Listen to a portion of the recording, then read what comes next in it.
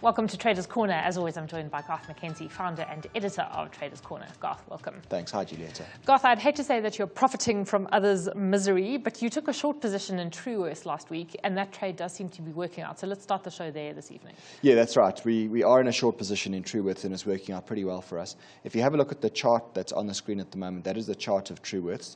And what I identified last week was that the stock had broken out through this overhead resistance area, which is at about 100 Rand per share, and it had moved up quite aggressively. And I deemed that to be a short squeeze. And it also came out with an announcement, which we kind of deduced that it was Aberdeen Asset Management repurchasing stock, which would probably imply that there was a short position being unwound. And that kind of went a long way to explaining that big rally that we saw in the price of Truworths. And we did, however, see a reversal occur at around about 112 Rand per share. You can see that reversal indicated inside the circled area there, and that is what we call an inside day candle, where the open and close of a day's trading range is inside the prior day's range. And so I took that as my cue to go short, looking for a retracement in the share price back to this 100 Rand per share level where the breakout had occurred. Because that's very often what you see. You'll see a breakout, then a retracement, a retest of the breakout level. So I used this as an opportunity to go short. We went short of 1,500 CFDs at 111 Rand 30. My stop loss is 113 Rand, so reasonably tight there. And then my target to the downside is 100 Rand, which basically implies that we're looking for this price to move back down to that blue line to come and retest the breakout level. And we certainly look as if you're well on your way to hitting it, because it's been trading at about 103 Rand, well, at the time that we recorded the show today. That's right. Yeah, it's down at about 103 at the moment, so it's certainly looking good for us. We're on the right side of this trade, and it's soon going to be time to look to start banking profits on this trade. Garth, if it looks even weaker, if it falls below that 100 Rand level, what would you do?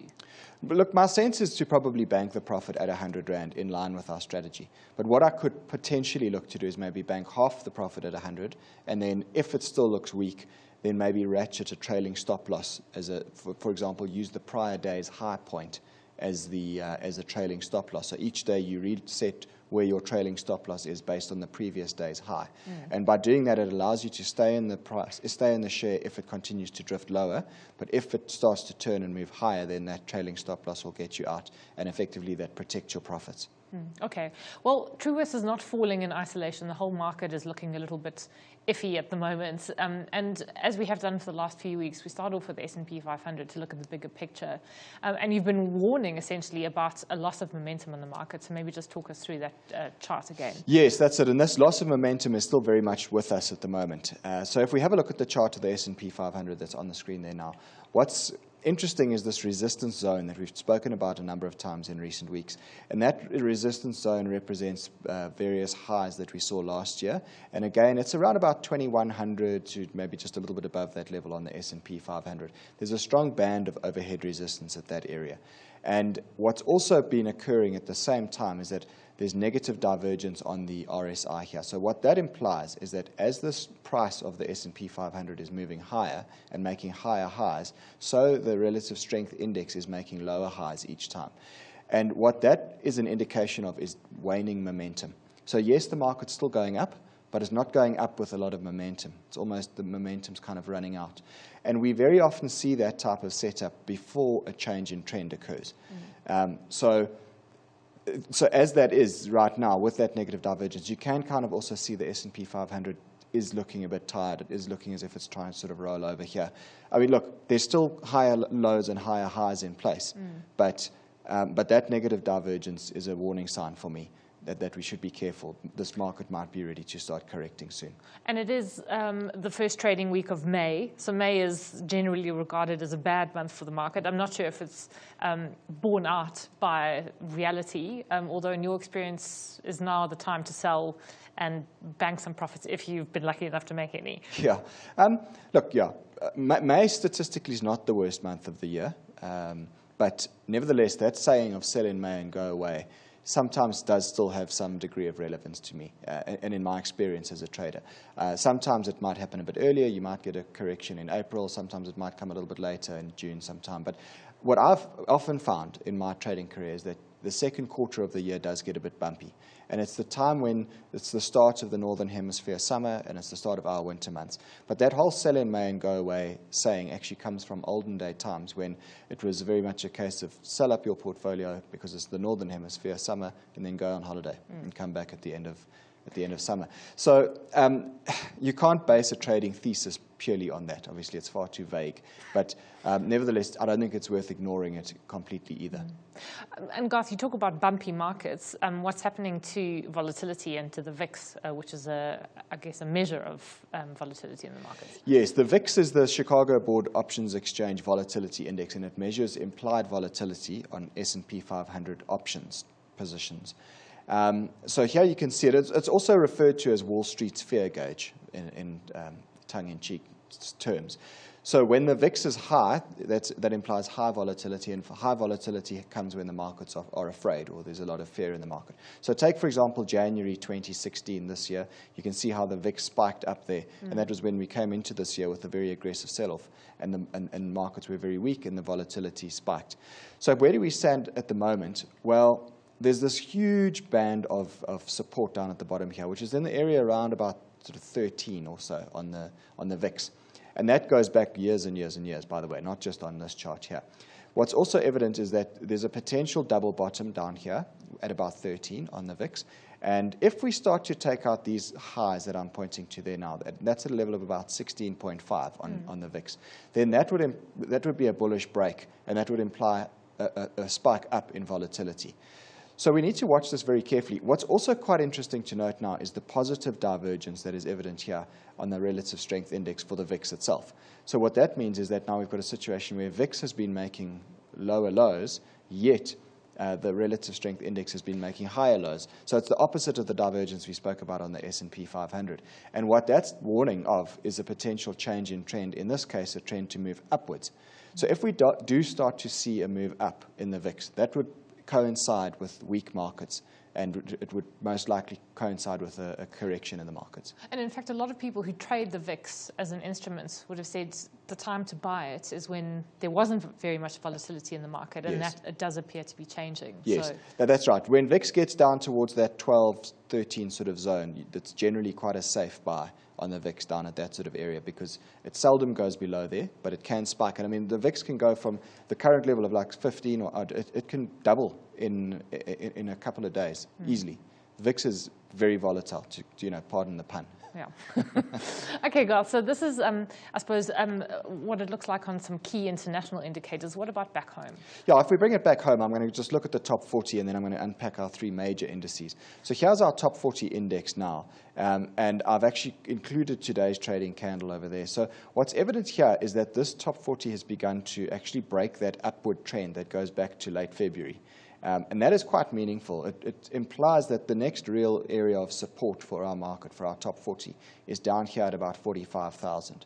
So it's been trading at around about just above 46,000 this afternoon when we record the show. So another 1,000 points down to get to that 45,000 support, and then we'll have to see from there what happens, whether that support level holds or whether it makes breaks to the downside from there.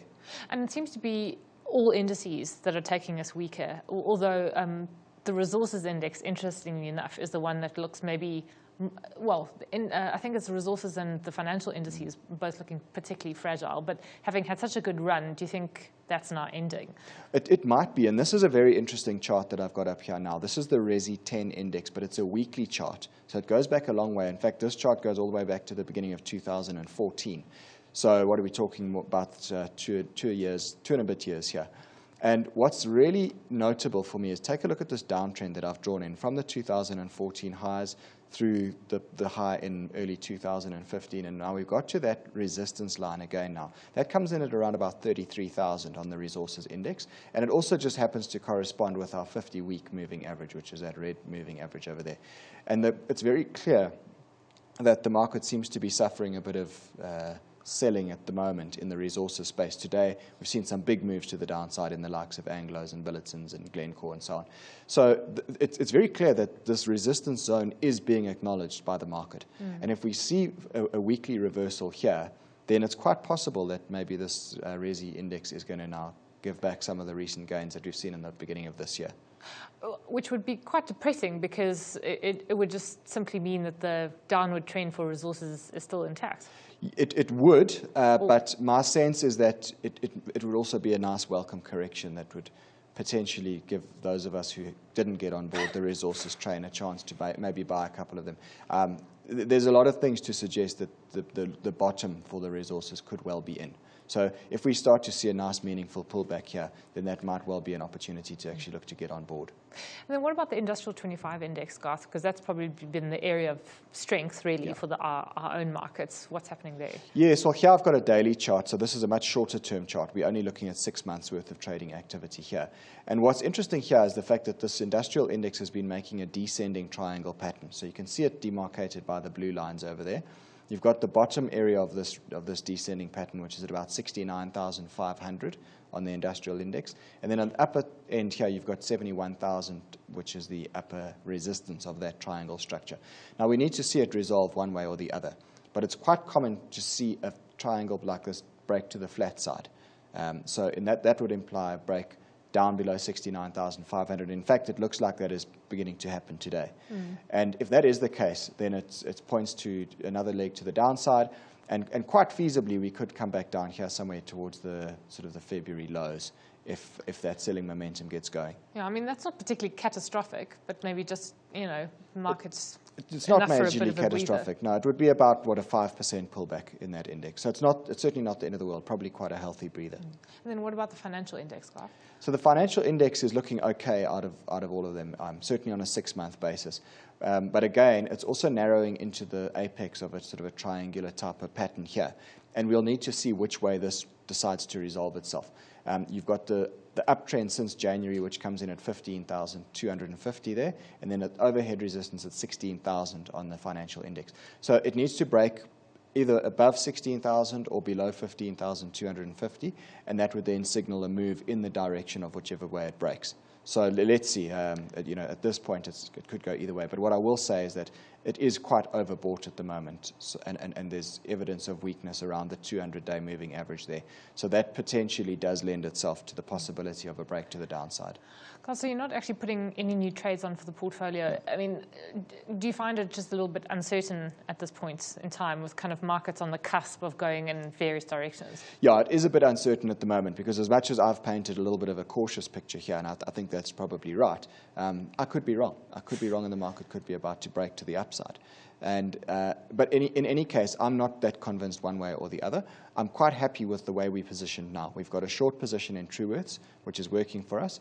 And then we've still got that option structure in the background, which runs out to the June futures expiry.